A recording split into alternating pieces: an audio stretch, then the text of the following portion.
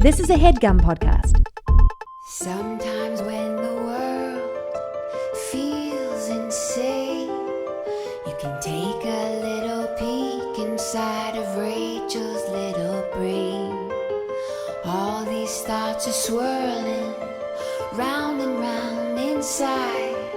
So join us on this journey as we take a little ride. We'll talk about dogs and kids and things. We'll talk about chicks and tampon strings. We'll talk about boys that make you cry. We'll talk about death, 'cause people die. Welcome to Bright Ideas. Hi. Hey. It's after 10 p.m. for me. I'm very tired. That's late. But you know what's going to wake me right up? Our Getting conversation. a little in on, huh? What? Our conversation with Erin Falconer. Oh, roll it, please. Just make it stop. Erin, thanks so much for coming on. Of course. Thanks for thinking of me. Yeah. Yeah, we're so excited to talk to you about our favorite subject. Rachel? Crypto? What's our favorite subject? Crypto. Yay, we finally got someone that'll talk to us about crypto. Well, this is my favorite thing. So Olivia moved back to the Valley in LA, and she has made so many friends through her kids' school. Now, her older one was in 3rd grade. You would think, wouldn't she have already had like a community of friends before this? But anyways, lucky for all of us, it happened once she moved to where she's at now. And we have been introduced to so many amazing people, including Erin, who is with us today, who wrote an amazing book that immediately strikes up so many different topics of conversation. And so that's why we wanted to have her on to talk about it. So Erin, maybe you could introduce yourself and your book. Sure. Well, first of all, thank you so much for having me on. I'm a very big fan of the pod.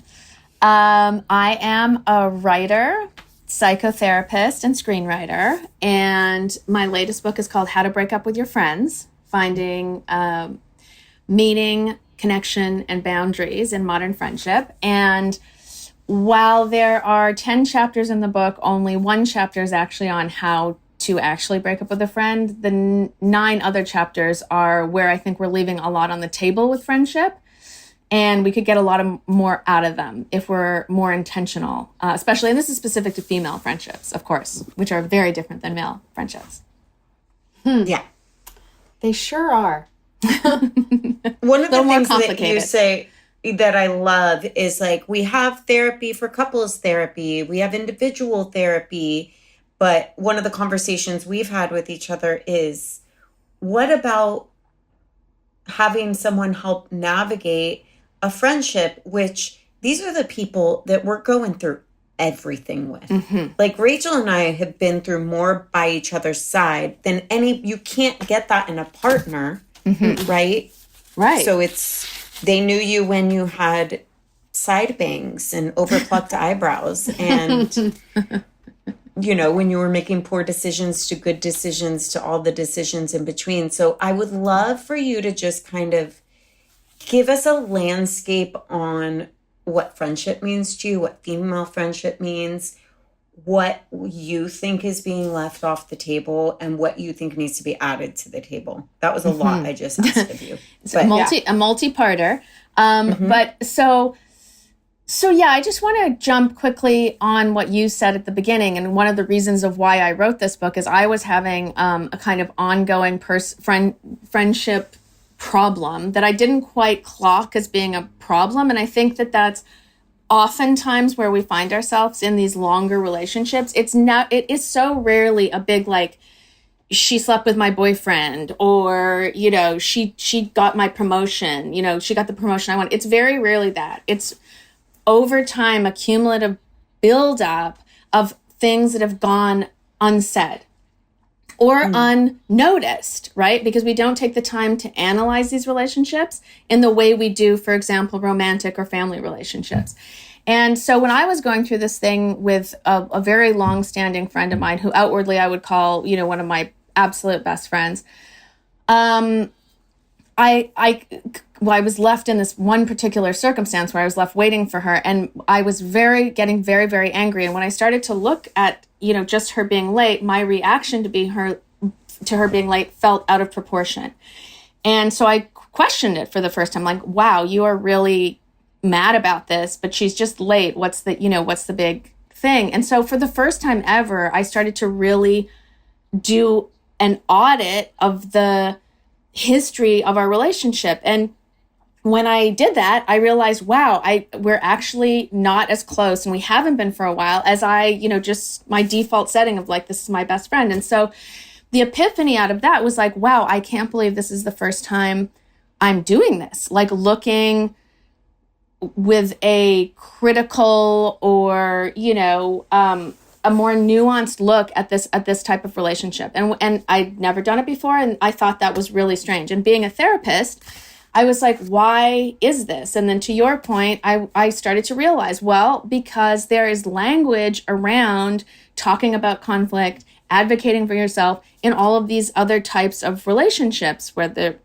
and I think there's a direct correlation to that, because there's, as you said, individual therapy, couples therapy, family therapy, but friendship, which I think are honestly at times the most important, if you look from a timeline perspective, and there's nothing. So a lot of this stuff goes unsaid, pushed down, or just not noticed at all, because we just don't have those muscles built. And so that was kind of the idea behind the book, is let's create something that gives language to all of these different scenarios, so you don't feel like extra. It doesn't feel like out of the blue. It feels like you're really advocating for the relationship and yourself. And I think in that way, we're going to get a lot more out of these relationships that are already so important.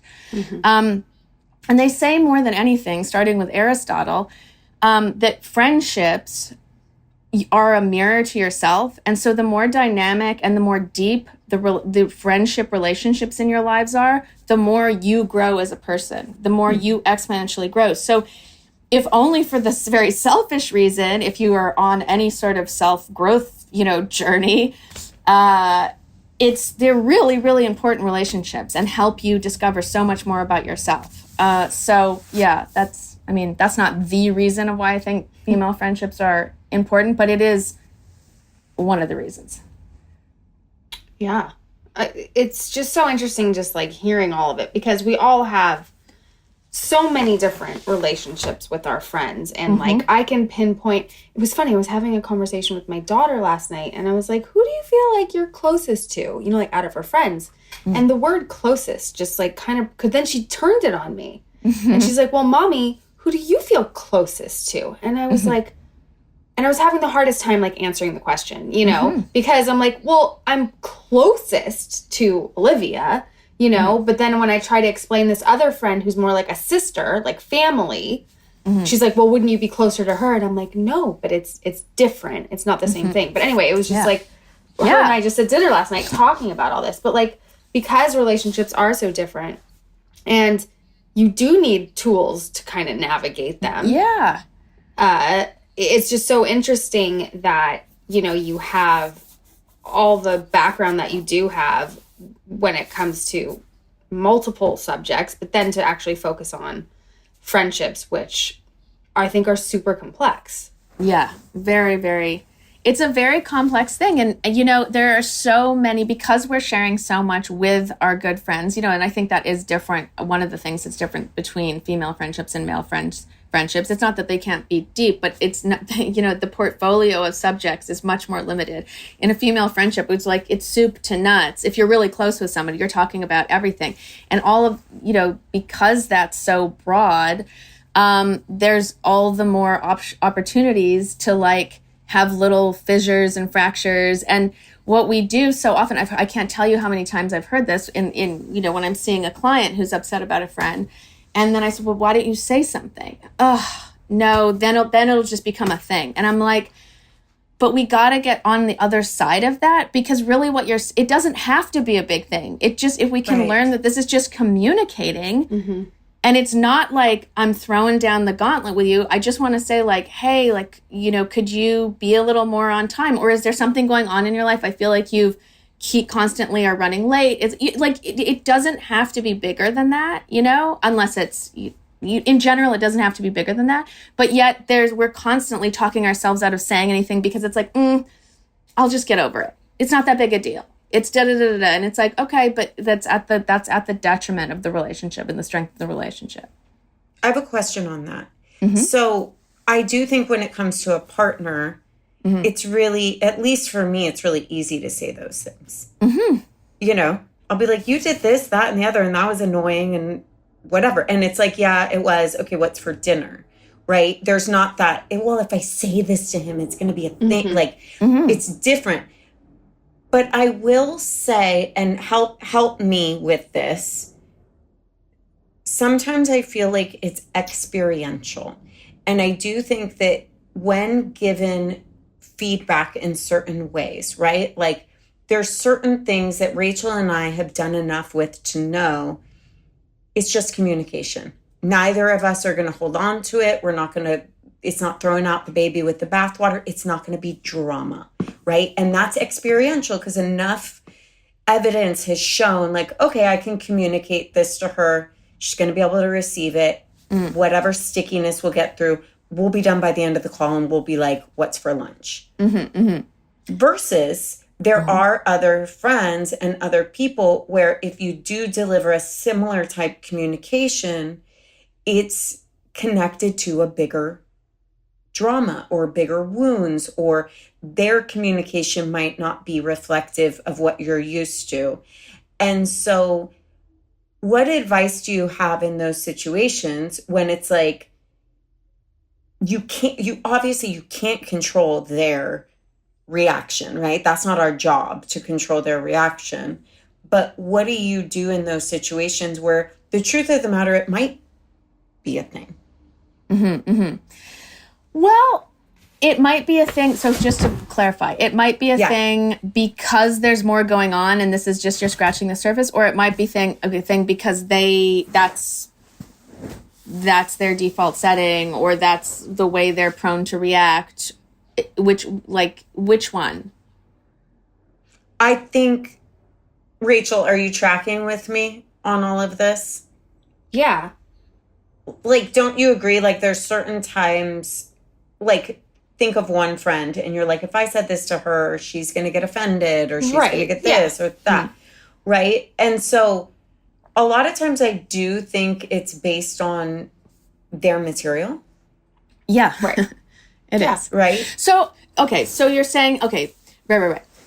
So first of all, I just want to say the way you described your relationship with Rachel is kind of the gold standard. And that's exactly, I think it's worth calling that out because what you guys have both decided is that the strength of the relationship can handle whatever you guys are bringing. Again, right? So it's less about the other person. The other person, you understand there's a strength of relationship there, can handle just about anything as long as you guys are being honest and respectful, right? So that's where we want to get to, right? And it's less about like, oh, she's reactive or I'm da-da-da-da. It's like, do I think fundamentally that this relationship can hold what I need to say or do? If the answer is no, then there might be some work to do there, right? If the answer is yes, then that feels like a very good and healthy relationship. But to take it to your point about, let's say you have one friend that is just kind of trigger happy or defensive. And most times that really is about the other person's material. Like they haven't worked through some, that pertains to every one of the probably relationships in their life, right? If you've got stuff that you haven't worked through, it kind of bleeds into all of your relationships. So then what you need to decide is, as long as you have the audit part of it, like I'm aware that this is a dynamic in this relationship, and I've decided I'm still going to choose it, then great. Then that's probably the best you can hope for if you're in a relationship with somebody who hasn't worked out some of their relationship stuff, historical, relationship stuff. The problem is when we're not bringing it top of mind and we're kind of going through the motions and just like, okay, I guess this is what this is, or not even getting to that level of consciousness around it. And there's just kind of a low-lying pervasive irritation about the other person. And I always say there's like a phone litmus test. Like, I can't remember if I've said this to you guys before, but it really rings true. It's like, if you're in the middle of the day and you're busy and you see somebody, your phone rings and you see a name on the call display, do you go, ugh, or do you dive to take the call, right? And if you're, then for me, there's something there. There's a pervasive underlying irritation, and it might be worth going, hey, what's that about? Because generally speaking, you don't want to have that reaction when you see somebody's name on your call display. You don't have to be dying of joy that they're calling. You just don't want like that, right? So that would be an indication to me there that maybe there is some stuff that's like, again, like behind the scenes irritating you, and it might be worth taking a look. If you take a look and you go, you know what? I figured that's just what that's where this person is at. Probably nothing I can do about it. That's on them, but I'm going to but net, I'm still feeling good about this relationship, and I'm going to continue to choose it until I check in, whenever. And then if I might make a different choice down the road. But right now, this is just something I'm factoring into what this is, and I'm fine with it. So again, it's just the awareness more than anything there is to do about it. And I think that's one of the big kind of takeaways for me with the book. And that's why instead of calling it friendship therapy, which is the alt title, I called it How to Break Up with Your Friends, because I thought this idea within friendships is so taboo, right? Like, you're going to break up with a friend? Like, whoa, what kind of person are you? Like, say it and plan it out. And for me, it's not necessarily about going through your contact list with a machete. In fact, it's not. But it is putting that option on the table, knowing it's there. Like, this is only, I can get out of this if I want to. I'm not locked in here because I've become friends. Just like with a romantic relationship, I'm going to continue to choose this relationship as long as like I want to work on it and the other person's working on it and we're happy or it's working. But I also understand that there's an option that if it's not, I'm okay. I'm not a bad person because I want to get out of it. And so I think that's just putting that in the mix alleviates some of the, like, I'm locked in, and you have a little more freedom to move and assess and then make decisions and choices. And I think that's more what it's about, is knowing that it's okay to have that on the table. Some thoughts feel so awful, they can stop us in our tracks. Did I mess something big up at work and I just can't remember? Could I lose control and do something I don't ever want to do? Most of us may have passing worries like that, but for people with OCD, those thoughts don't just pass. They get stuck on a loop because of how disturbing, confusing, or totally out of character they feel, and they feel impossible to ignore. OCD causes intrusive thoughts that can latch onto what matters most to you in life and make you feel like you would do anything to feel better, like constantly asking for reassurance, repeating actions until they just feel right, or desperately trying to figure out why you had the thought in the first place. But the more you try to control the intrusive thoughts, the stickier they seem to get. OCD can feel unbearable, and too often it's misunderstood or missed entirely, causing many people to suffer in silence for years. But it is treatable with the right kind of therapy. OCD needs specialized therapy, and that's where NoCD comes in. NoCD is the world's leading provider of OCD treatment. All of their licensed therapists specialize in treating OCD with exposure and response prevention, or ERP therapy, the most effective treatment available. They offer virtual sessions, accept insurance for over 155 million Americans, and create a judgment-free space where you can feel understood. Learn to manage OCD and start getting your life back. With NoCD, you'll also have support between therapy sessions, so you're never alone. You can DM your therapist, connect with others in the NoCD community, and use self-help tools anytime, all in the NoCD app. If any of this sounds familiar, NoCD can help.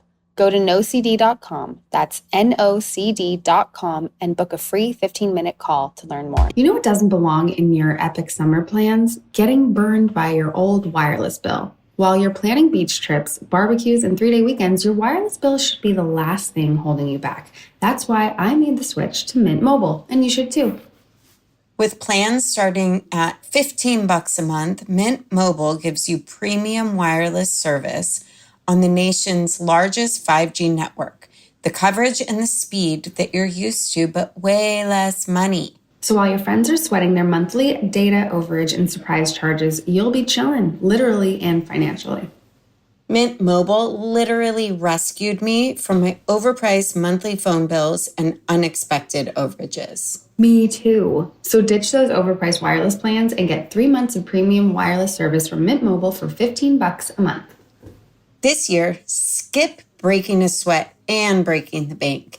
Get your summer savings and shop premium wireless plans at mintmobile.com/ideas. That's mintmobile.com/ideas. Upfront payment of $45 for 3-month 5 GB plan required, equivalent to $15 a month. New customer offer for first 3 months only, then full price plan options available. Taxes and fees extra. See Mint Mobile for details.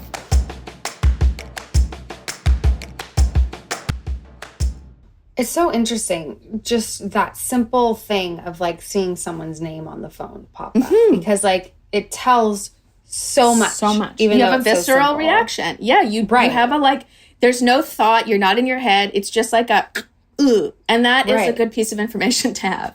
Yeah, absolutely. I mean, I hate talking on the phone, so anytime my phone rings, I'm like, oh, fuck. But but it's true. If I see Olivia's name, like, no matter what, I'll always answer. Like, no matter what you're doing, you know? Right. Because it's not even a thing. But it is so interesting because, like, I have a particular friend where after I leave or after I talk or after an exchange, I always have to vent about the experience, you know? And it's like, again, good information. Good information. But then we also get into it ourselves and talk about all the qualms of the things or whatever. Yeah. So it is complicated, but it's not like, but it's also not a friendship that I think has to end or, you know, it's just like something to be aware of and how to navigate it. Yeah, I think, and then it's like, again, the awareness piece is the most important piece. Like when I was sitting in that restaurant waiting for my friend, like I had zero awareness on this relationship. Like, and that was shocking to me. You know, I spent my whole life, basically talking to people about relationships. And it's like I had no visibility really on this relationship. And I was like, how is that possible? And so so that's the important thing is like the ability to just like check in with yourself and say, okay, is this working? Where are we? How are we? Is this good? Like, and it doesn't have to be much longer than that if things feel largely okay. Again, if there feels like a low lying irritation, like if you're talking about this venting, like as long as you're aware of it and you're like, yeah, okay, I do that. And that's kind of part of the fabric of this relationship and I'm okay with it for now, then great. That your work there is done. You know, it's just if you're like feeling stressed and then getting on 5 phone calls and talking shit and then, and then this becomes this other entity. It's like, well, I don't know, maybe that isn't working, So it just, but again, it's the taking the time to take a look at it that I think is important.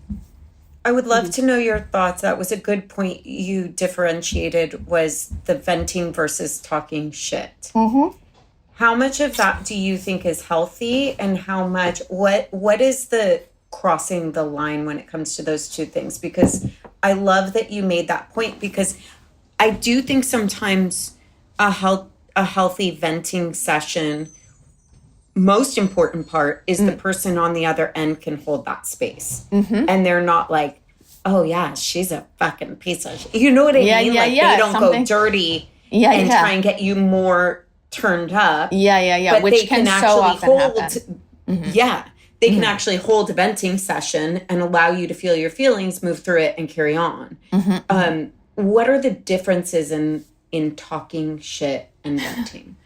Well, I do think venting is important, to be honest with you. Look, you gotta, like, we're venting constantly about our romantic partners. You know what I mean? It's, so, or at least I am. Maybe I just outed myself. But I feel like in general, people are like venting. I think that's part of human nature. And I think that's just part of processing the experience. And again, some of that is just inherent in certain relationships where you're going to feel a little more I don't know, unsettled or irritated or whatever. And so I do think venting is an important part of relationships. I'm not against it at all. But I guess where it starts to take on a life of its own, in other words, like kind of to your point, like if you're talking to somebody and then they're really feeding in on it, and then it starts to become the self-fulfilling prophecy, and that other person is not even in the room, right? Like it's like starts to become this like secondary persona, right? Like that's just the way she is, right? And then that starts to overtake your view of it.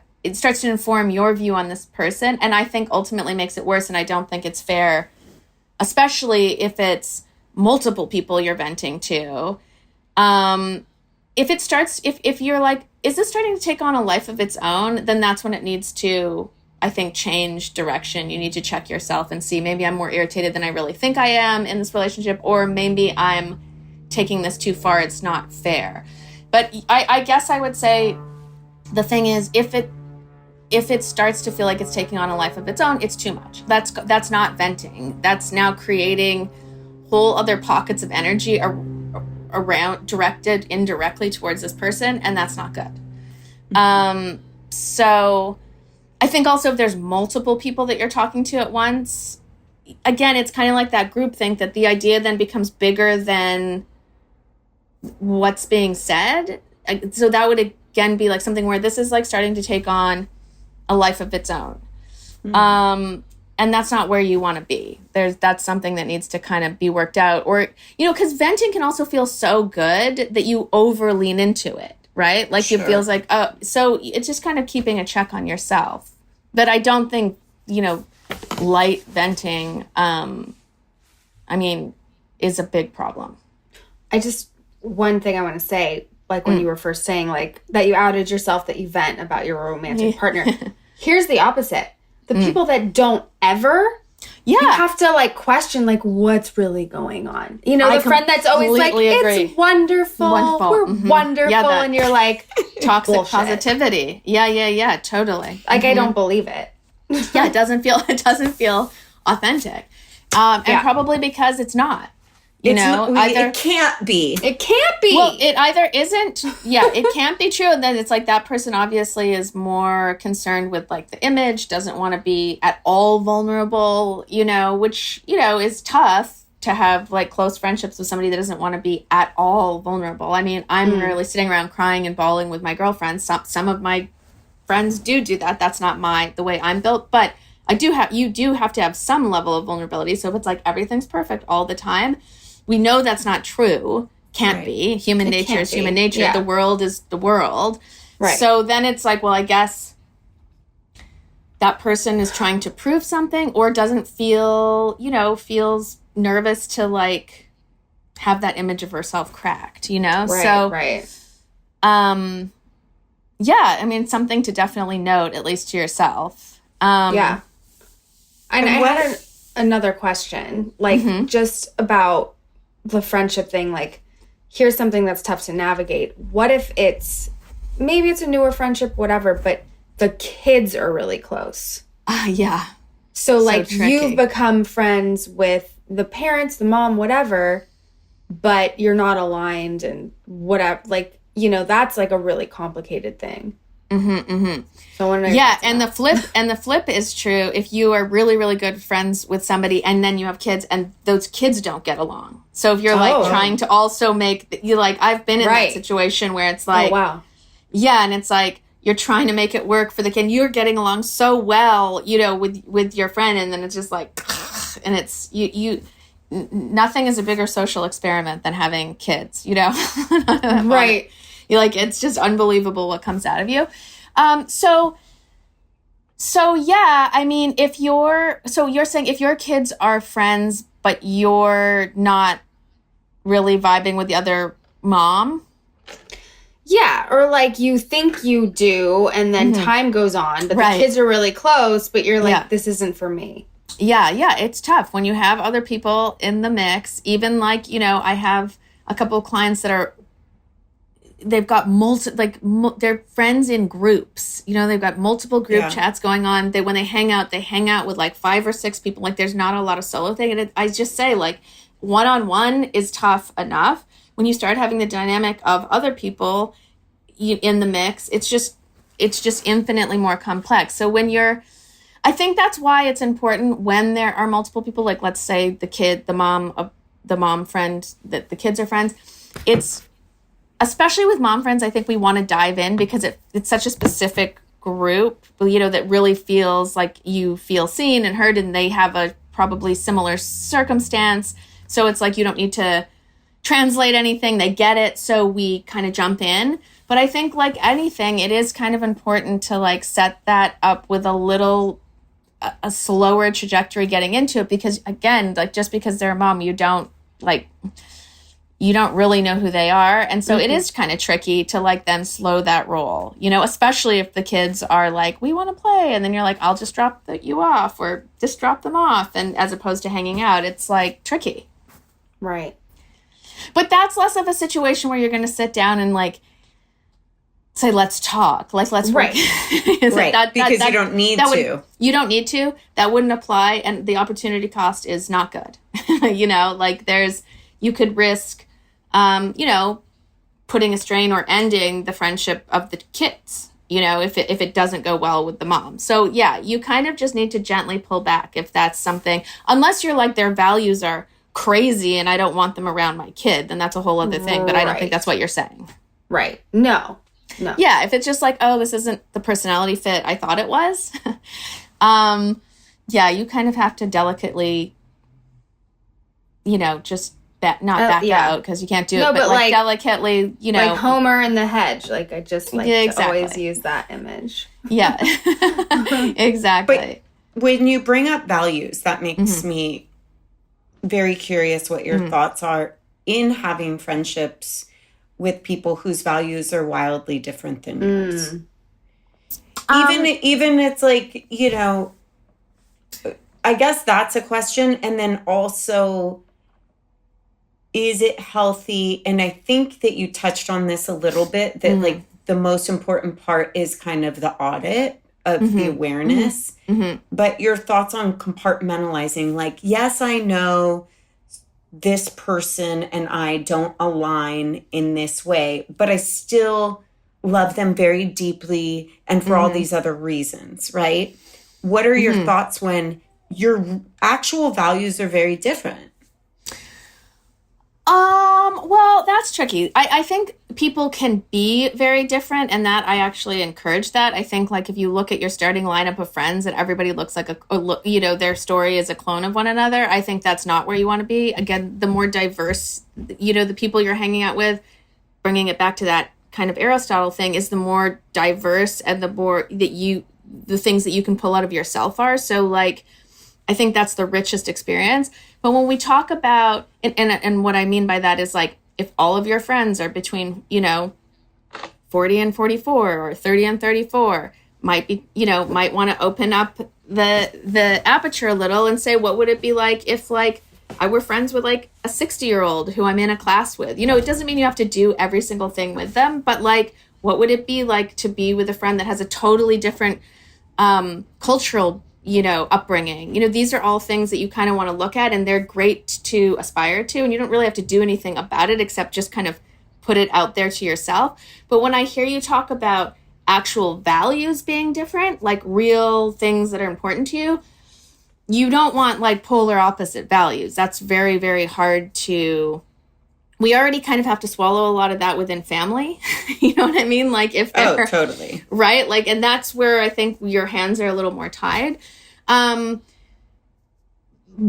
you wouldn't want to have too many different shared values, right? Like, I guess if it's like, if we're talking about like, let's say somebody has a different political belief, is that maybe what you're talking about? Yeah, I think you could maybe table like one thing like that, right? If you're both not really talking about it, I think it's kind of hard if the other person is constantly surfacing content that feels like, that's not really, totally. Where I'm at. I guess if you're both compartmentalizing kind of and making that choice that it's okay, then I think that's fine. But like, if there are too many difference in values, that begs the question, what why do you want to spend a lot of time with somebody that has a lot of different values than you? I guess one thing, that's something you can compartmentalize, but yeah, would that be more like the circumstance, like somebody you've grown up with and then they've kind of changed along the way, or you've changed along the way, and like they've kind of accumulated, they're in a very different place kind of thing, but you still have that shared history? Mm-hmm. Yeah, I see that. And I see just even like little things that maybe learnings along the way that have become core values of let's say, for instance, you could use the example of the difference between venting or shit talking, right? Right. And say you have a friend that you're like, I love this person so much. They're funny, they're charismatic, they're deep, they're all the things. But every time I'm with them, they want to talk shit about other people. And then I'm left feeling icky or something. So that's a value, right? Where you're allowed to vent all day long. We can vent, we can share in these ways, but we're not going to like put other people down to feel better. Or politically, sometimes it's tough when you're like really, steeped. And that actually doesn't even bother me that much, to be honest. Yeah. Because I do feel very capable of compartmentalizing. I did have a breakup early on in the like COVID days, and that was hard. It was someone I really loved, and I still love. I still love her, and I still think of her, and I still send her well wishes. And in the beginning, it was just tense and tight, and we did have a breakup. But even to this day, I'm like, I can sit there and with full honesty feel I love and miss this person, even though we don't feel and think the same. Right. And would you do that again? Have the breakup? Yeah. Do you feel upset that you made that choice? I wouldn't have the breakup with her. Okay. What do you mean? What do you mean? So who would you have broken up with? Rachel. No, I'm just kidding. What I mean is, like, looking back, I think that there was a lot of big feelings and a lot of fear at a time where I think we were all under a lot of fear. And so that was hitting on some really deep core wounds. But I think the person that happened with, the grand total of who she was and how I love her, I wouldn't break up with her again. Okay. But haven't you reached out since? Yeah. Has she responded? She responded so lovingly. Oh, okay. Good. Yeah, we were both like, okay, I love you, and it's like we don't have that friendship anymore. But sometimes, again, like I think that it feels like you did what was right for you at the time, given the circumstances and the facts and where we were, where you were at that time. And I think the ability to still feel warmth, but not be maybe inundated with the conflict of the different values, right? It seems like that feels like you landed where you probably needed to land. Right. Yeah. I mean, I will say thoughts, putting Rachel? A pin in COVID is such a specific, I hope we never, experience that again. Yeah. It brought out so many things that I think, was, unbelievable, across the board. So it is such a specific, little bubble. And I think too, and tell me what you think about this. And Rachel, I'd like to hear your thoughts on this too.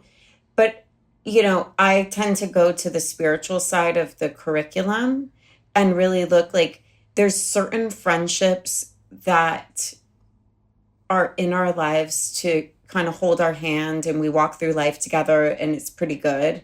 And then there's certain friendships that come in and stir stuff up and there's curriculum attached to it.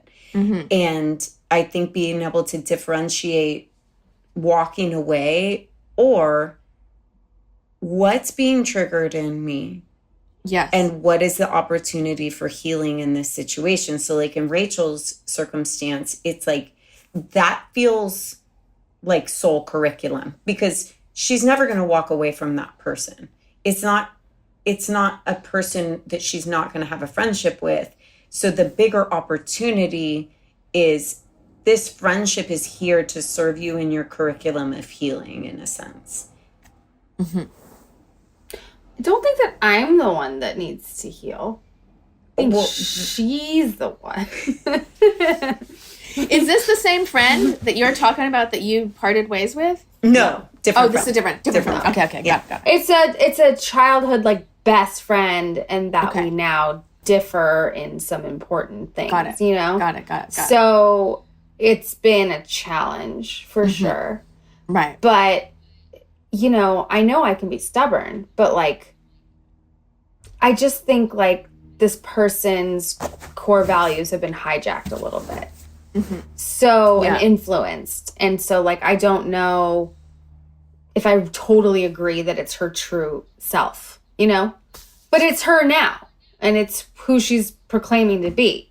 So it's like this difficult thing of like, okay, like loving the person because you love the person, but also just kind of being like, but is this... I know I keep saying like, is this really you? But it's obviously who she is right now. So it's like this weird thing of like... Oh, I was talking about a different friendship. You were? Yeah, I was talking about the first friendship you brought up where it's like... Yeah, but I didn't think that really lined up with what you were just talking about. At first I thought you were talking about that, and then, well, whatever. Yeah, no, it does in the sense of you're pushed, you get triggered, and then the opportunity for the healing is... You have to learn to communicate that in a way that you might not have been comfortable with, or people pleasing, or, you know, putting other people's comfort above your own. Like, so you have your own curriculum in that.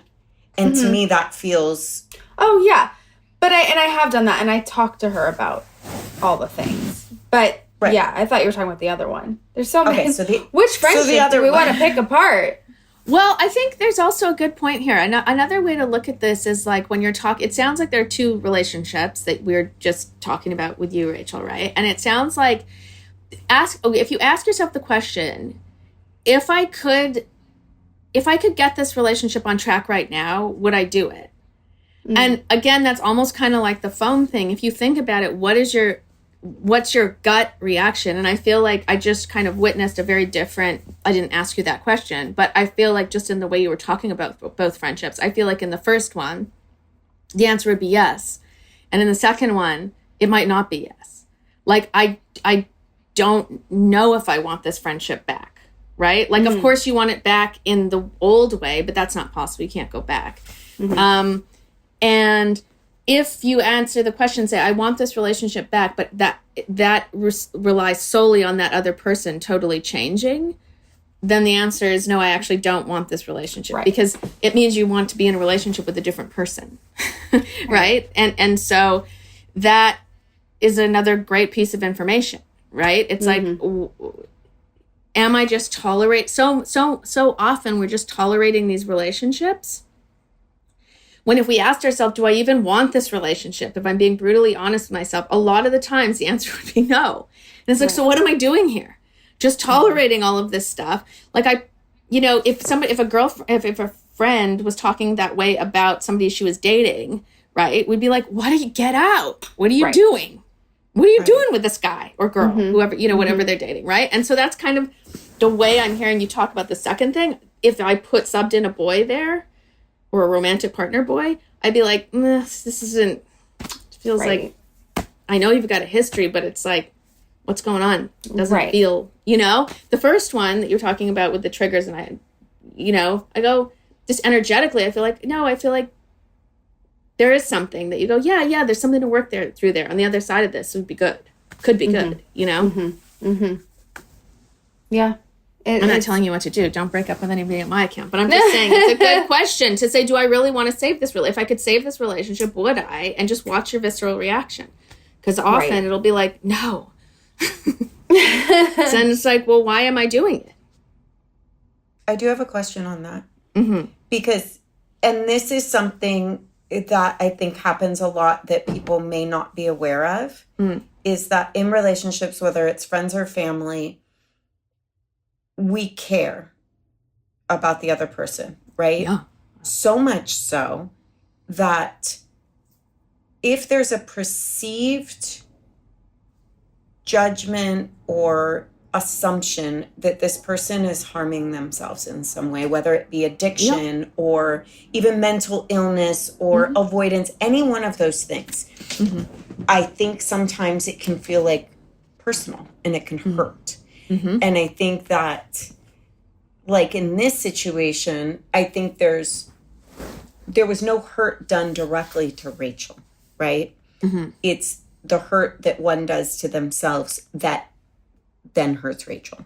And is this a number one or number two? Number two, right? Two. Right, that's what I thought. It's not like they did anything that's unforgivable to her or anything like that. It's just, I think, Rachel, fill in the blanks. Well, it's just when you know somebody is like worth so much more than they're even aware of.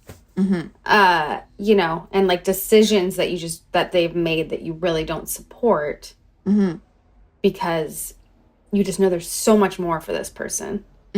So it's hard to accept, I guess. And yeah, it's not like she betrayed me, but it's like she's betraying herself, you know? It just feels...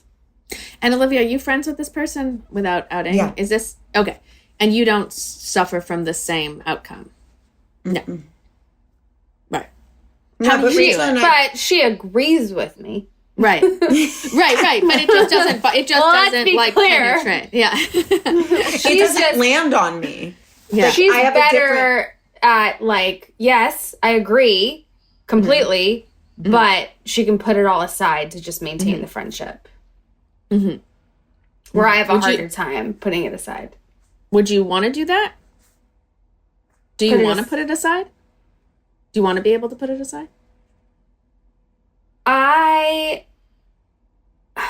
That's such a tough question because, like, yeah, like, of course, like, I love this person. I just have such a hard time with it. Such a hard time with it. And it's, I don't know. It could just have to do with my own stuff of always feeling when, like, I know something, like, inside me and I'm so clear on it. I have such a hard time letting go of that when, like, I feel like I know I'm right about something. Yeah. But what if you are right? Right. And just have to accept. It's acceptance. Yeah. That's all. That's yeah. hard. And there's a part of when you do it, if you do consciously accept it, it's like you then, is there a part of her that's going to think that, you know, you don't care anymore, or you believe that she's exactly where she should be, even though that's not a great sound, doesn't sound like it's a great place to be. But you have to be okay with doing that, you know, and feeling that way. I mean, I'm going to have to accept it at some point because I think it's just going to be what it is, and time will just go by and it's not going to change. I think that's really the only way. Is this a situation of you don't agree with her choices? I guess you said just because she can be so much more, or these are choices that are directly harmful to her, not you? Like, is there an element of harm in it? Not like physical harm or like anything like that. It's just like a potential or whatever. It's a potential, yeah. And, you know. You know what I would love to see is what if you two did a session with Erin? You're totally welcome. Like, what would come up if you did that session? Yeah, no. I mean, I would hear her side and she would hear my side, and I'm sure it would be helpful for sure. Does she think there's strain? Does she understand there's strain? Oh, she gets it. Okay, so this isn't something you're quietly kind of suffering. She understands there's friction. Right. No, I can be a very loud asshole. And what's her take on it? Is it a problem for her? Yeah, of course. Okay. Right? I would imagine. Of course it is. I mean, I know she's talked to Olivia about it. So that Olivia, I imagine. Maybe. I don't know.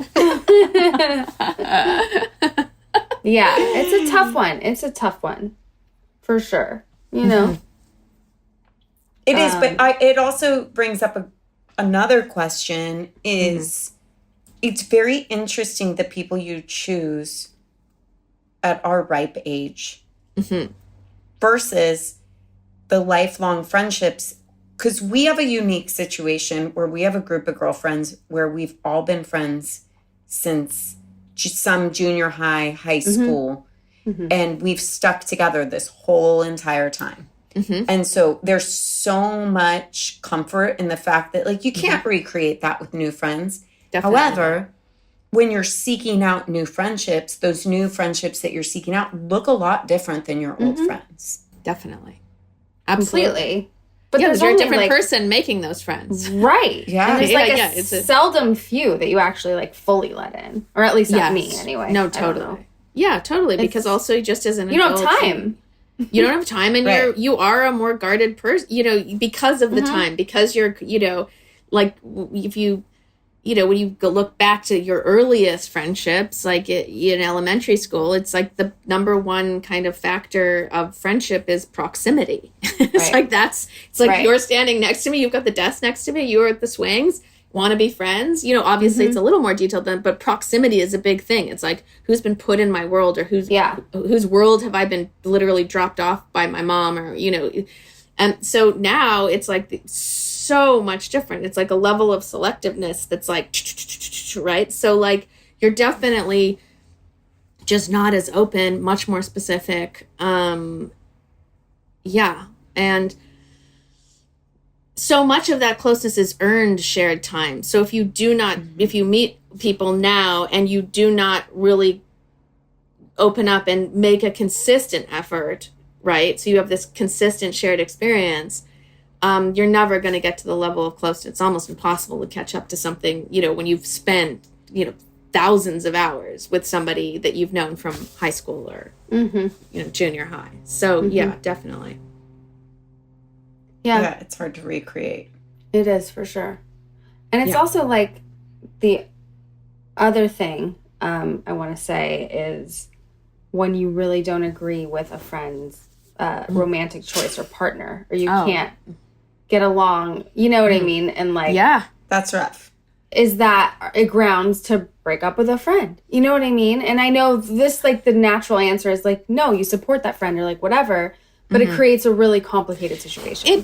It can. And I actually specifically talk about this example in the book because it is so. The two things that are very, very complicated are the boyfriend or the partner that comes into the mix that you do not align with and do not have great feelings with. And the other thing is this group dynamic, which is so difficult because if something's not working between two of you, then there's like this fracture in the group. But so I think, look, you owe the relationship and that other person, if somebody comes in, especially if they're like a bad dude or a bad chick, you know what I mean? Like, you definitely owe that person your honest opinion. But even if they're not a bad, they're just like, or like just not like the person in your mind could do so much better. I think you still owe them some honesty, but like once you've said your piece, then you've got to respect that the person is going to make the right decision for them. The caveat to that is if that person is constantly struggling in that relationship and coming to you for like, he did this again, or and then it's like there's drama around it, or it's just if it's taking up a lot of space in the relationship when you've also clearly kind of stated like this isn't, it's hard because then you're forced to be reconciling with this thing you kind of know in your head over and over again, and that's inevitably going to take a toll in the relationship. But the default setting is I think you owe it to the person to say something once lovingly, but if they take that in and still make the choice to be with that person, again assuming they're not like a dangerous person, but like then you kind of have to let them do their thing, as hard as that might be, Yeah. I do have a question on that too. Well, not on that, but on, you always hear like you are the sum of the 5 people you spend the most time with. Yeah. So in that audit, in that evaluation of who am I giving my time to, do you take those kind of things into consideration? Like, is that alone enough to break up with a friend if you're like, okay, well, who am I as a human? What are my values, my core beliefs, where I'm going, where I'm growing to? If I really am the sum of the 5 people I spend the most amount of time with, if I don't like that, do I change those friendships, or do you get what I'm saying? Yeah, I don't think that you necessarily have to break up with them, but I think, I talk about in the book, you have this inner circle, and then you kind of have these intermediate or these situational relationships. So like soccer mom or work friend or right? And then you have this tier of acquaintances, which we often overlook, but they are quite valuable in and of themselves. So like, for example, if the girl, your friend who's a girl brings in a new romantic partner and it is like, ugh, and this is just something that's kind of weighing on you, you don't necessarily have to break up with them, but I do think you can rearrange your bench, right? Like you can change the nature of the relationship. It doesn't mean you have to disavow this person, but you can understand like, okay, for, going back to you're the 5 people, right? Like, this is just not something that I want totally shaping my world, right? So I can love you, but I'm going to love you a little more from afar, right? And it doesn't mean there has to be drama about it, but you can be a little more intentional about how much time you're spending with them, how much you're, being that person they vent to constantly about the boyfriend, or, things like that. I think, again, it says this awareness and then your intentionality. So it doesn't have to be like click, click, click, click, click. But you do want those, 4 or 5 people that are on that, inner tier to really, those relationships to really be bringing something to you. And you're obviously bringing something to them too, but like you want them to feel alive and like kind of inspired, and not at all times. Nobody's perfect and relationships go like this, of course, like ebbs and flows, but like, you got to make some choices. Otherwise it's a drag. Right? Like even Olivia, when you said like, I'm hanging out with this friend and every time after I hang out with her, I'm kind of like, ugh, this is a good piece of information. I talk about that specifically in the book. It's like, if every time you hang out with this person, you kind of feel either super exhausted or like, ick, you got to take a look at that, right? And it doesn't mean cutting that person out, but this is somebody you're spending a tremendous amount of time with, or this is one of your top 5, like I would start to reposition there. Right? Like, unless if you don't think a conversation would change that. Right. Yeah. If this is just what this dynamic is and this is who this person is, then I would try and reestablish the rule. I wouldn't cut them out, but like, that it's just because somebody makes it onto that inner tier. It's like the idea of like how to break up with your friends. I'm not saying you have to break up with them, but it's got to be on the table. There's got to be like, you're not a Supreme Court justice. Like you don't make it in this thing and then like you're there for life. Like you gotta pay attention. How am I feeling in this? Does this feel good? Do I feel exhausted, or do I feel like, my God, I love this person. I feel kind of generally energized by them, and I'm energizing to them, the relationship, it's just like, this is something that's like productive. Yeah, I like that, like changing up the bench or like changing up the lineup or like whatever it is. Switch up the lineup. Yeah. It's a really good way to just put it. Yeah. Mm-hmm. Very rarely do you have to like, it's an exceptional circumstance, I think, when you actually break up formally with a friend. And COVID was a very good example of where that actually happened like much more frequently than ever before. But again, those is such a specific set of circumstances going into that, right? So like, it is very rarely like, I'm calling you up and ending this. It's more about, what is the role of this relationship in my life? Do I want it to be better than what it is right now? Am I willing to put the effort in to get it there? Or do I need to position it somewhere else energetically, right? Like take it out of the starting lineup. And that's just it, and then you do that.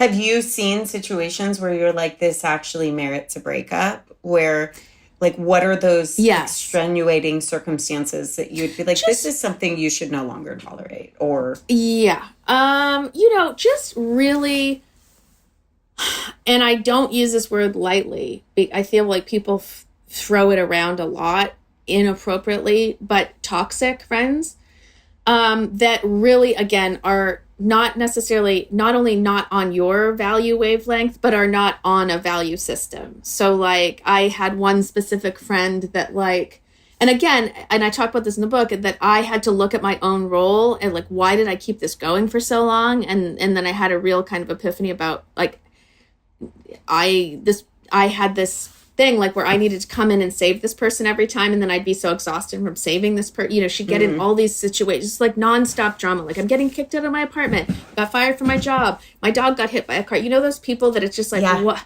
How is this all happening to you? You know what I mean? And then I'd swoop in and be like, I got it. I'll help. You know, da da da.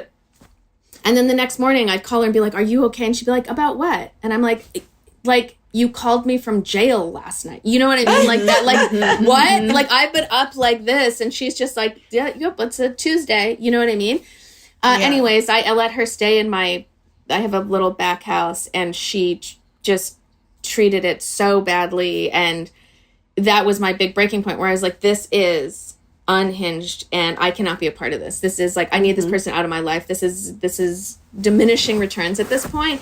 And so like that would be an example where it's like this is no, right? Like somebody that is, I think, where you don't feel safe with them. Like, so again, like going back to there's venting, and then there's somebody where you go tell them something and all of a sudden that's like that news is like with other people over and over again. So like uber gossipy, uber like, so if you feel like I can't at all trust this person, this is, you know, that's somebody that's got to go. You got to have some core elements of friendship, right? Trust would be one of them, that they're not going to turn around and kind of more than talk shit, but like divulge secrets, right? Be, you know, put that out in the world is not good. That's somebody you gotta, there's no, somebody that's jealous of you. Jealousy is a very inherent thing that is very hard to extricate. That often deeply has to do with some unresolved stuff of the other person, right? Jealousy is one of those things that if you have a friend that is jealous of you, it's very insidious. It's very hard to get rid of. It doesn't have to be a dramatic breakup. It's not like you're jealous of me, but this is somebody that absolutely you need to be moving out. Like, well, you know what I'm saying? Like people that just, they can't support you. They can't be never happy for you. They're when you're down and out, they're your bestie. They're like, you know, like calling you like, are you okay? Are you okay? Like almost trying to keep you in that spot, which is very cynical, but I see it all the time. And then when you have wins, it's kind of like they're not there or they don't want to talk about it or you know what I'm saying? Like this for me is a dead end. Like it's just too much to overcome. So regardless of your history with them, this to me is almost insurmountable. So that would be something. And when they're like that, too, like we know someone where that person, it's disorderly, right? Yes, like, totally. Where you're like, oh, they cannot be happy for other people. It's like an attack against them, no matter what someone else's win is. Right. It's somehow a personal attack against them. Right. Yeah, and absolutely.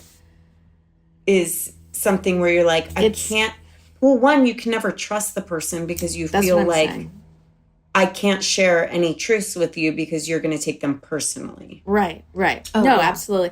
It's too steep of a mountain to climb. If somebody has inherent jealousy, it's too difficult. too difficult. That's too somebody difficult. Too difficult. That's just not worth the return on your investment. I don't think you'll really make any headway, to be honest with you. Anyway, so that's a scenario where I would just say, unfortunately, no. Yeah. But what about personality disorders? It's really tough because you, again, like working in the mental health thing, it's not, you don't want to be like, oh, that, you know, labeled this person as this, I can't, whatever. But, you know, would I jump into a new relationship with somebody that clearly, you know, has an active personality disorder? I think that's challenging. You know, again, it's like, that's an uphill situation. If you're friends with somebody for a long time that has developed a legitimate personality disorder, I don't think that's a case of where you need to like cut them off, but you certainly need to understand and put some pretty firm boundaries in your own mind about where you will go with it. If not, it's a very slippery slope, especially with personality disorders. It's like they can be very, tricky. Yeah, so that's tough, but you got to really check in with yourself and see like how you're feeling in that relationship. And I feel like the only way you can continue to feel pretty good is if you've got some pretty clear things of how you will and won't engage with that person. Right. It's not your responsibility to fix anybody. Also, it's hard enough to fix yourself, So, they also, I think you'd have to see them kind of, I hate this phrase, but doing their own work to like manage what's going on, as difficult as that is. Somebody that is not doing any of that, doesn't have any protocols in place to try and help themselves, or people in their world that can actually help them. If that's not in place, again, you're going to find yourself in that place that's like, it's a really steep mountain to climb. If they do have process in place and they do, largely are really working at it and seem to be generally functioning, then yourself with some really clear kind of boundaries of like where you're willing to go, it can work. It can definitely work, especially if you've had a long history with them. I mean, it's not, I would never just be like, yep, no, out. No, definitely not. Right. Yeah. I think like all of this, like there's so many helpful tips or, things to go by or things to just remind yourself. I mean, especially like, my favorite takeaway is like when the phone rings and you see the name. And I think just like putting that out just start there. So many people can relate, and it's such a simple way to put it. And I think it's just brilliant. And your book is brilliant. And thank you. And you're brilliant. And we're so happy that you came on to just talk about all this. It's so relatable. And like, I feel like we just had a session. I feel like we could ask you a million more questions. Yeah. And even, I think that if the audience has any questions and they want to write in, maybe we have you back to answer some questions, do a little segment sometime. Yeah, where you answer theirs. I would love to. Yeah, I feel like so many come up. It's like such a hot topic. Yeah, it is. I would love to do that. Amazing. But get the book. It's actually brilliant, and it's going to make you look at all your relationships and really evaluate them. And I think that's the most important thing. No one's going to have any friends. No new friend. Just kidding. Erin's a new friend. Yeah. I know. We're so lucky.